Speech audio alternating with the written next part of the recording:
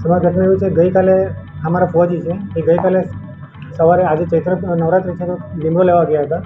તો અચાનક જંગલી સવારે એમના પર હુમલો કર્યો. એમને ખબર નહીં પણ નાસીભાગમાં એમને ઘણી બધી ઈજા થઈ. આજુબાજુ પણ બધા બૂમો પાડી. પછી પ્રાઇવેટ વ્હીકલથી 4 વ્હીલરથી એમને ડુંગરી હોસ્પિટલમાં લઈ ગયા. ઈજા ગંભીર હતી તો એ લોકોએ સજેસ્ટ કર્યું કે ભાઈ તમે વલસાડ સિવિલમાં લઈ જાઓ. અહીંયા ડૉક્ટર લોકોએ ચેક કર્યું, તમે થાપામાં ઘણી બધી ઈજા છે અને આંખ પણ બચી ગઈ છે, કેમ કે આમાં બી ઘણા ટાંકા, હાથમાં બી ટાંકા છે અને એમનું લોહી વધારે વહી ગયું છે.